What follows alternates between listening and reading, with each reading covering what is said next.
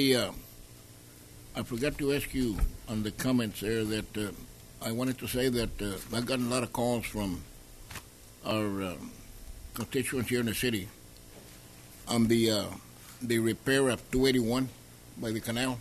Sure. And we all know that we called the highway department I don't know how many times about that leaks over there. They came in and patched up, and they came in and did this and that and the other. And for some reason or another, they finally came in and did what we needed to do there. What I'd like to say is that 281 is a highway that belongs to the highway department. It's not maintained by the city of Pharr. There are some people out there trying to get credit, money, some people to repair that problem we had there on South 281 by the canals. And I wanted to ask you, Fred, you call Mario Jorge, I don't know how many times, and address that area, and how many times did they come and took care of it?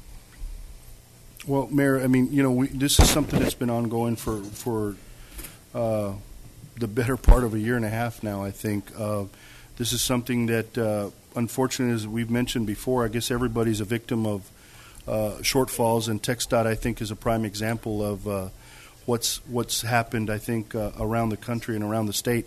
TxDOT, about 18 months ago, really cut back on all their services. In fact, they were very gracious to give us all their green areas around their expressways, at the interchange, all our overpasses, I-Road, the expressway 281, the interchange, and even south of Pharr at Military. And that was mid-budget, and it was one of those things where they just decided to cut back 10% and on everything, and landscaping and those types of special projects were one of the victims of that. And unfortunately, we had to deal with that. And we took on the landscaping maintenance, obviously, but some of their maintenance for their roadway issues actually fell behind. And I think there's a big example of that at this particular site that you mentioned. It is a TxDOT maintained highway. It is their right of way, and it's something that they had been looking to do for a long time. Unfortunately, their resources were a little strapped, like anybody else's, and they were unable to get to it on time. In fact, when they did go out there and finally get started on their investigation, their excavator broke on them. It just stopped working, and at that time we got a call from their field supervisor if the city could assist, and we actually moved our excavator from one of our sites to go out there and keep them working, since they already had closed the road and done a lot of effort to keep everybody safe. So we wanted to make sure we partnered up with them and kept the job going. So that was one thing that Mr. Garcia and his group were able to do: move our excavator, provide our operator to do the work, and get down to the leak and fix what needed to be fixed. And then, of course, TxDOT came back and fixed it. But I went up to an update in Austin and met with Amadeo Sainz, who's actually. Commissioners, thank you. It's getting pretty late. The Pharr public, some who may or may not frequent Exoticas, would like to ask for your support for a motion to move public comments from the end of the meeting to the beginning.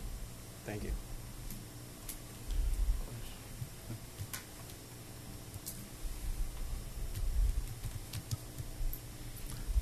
Mr. Chavez, are you for or against item A? Well, you were out of order. Is there anybody in the audience that would like to address this board for or against item A? Council would indulge me. We have Mr. Oscar Gonzalez in the audience. I'd like to get to his item so he can go on to another meeting. That's item number 15 under miscellaneous. That's consideration and action, if any, accepting and approving the audited annual financial report for period ending September 30th, 2009.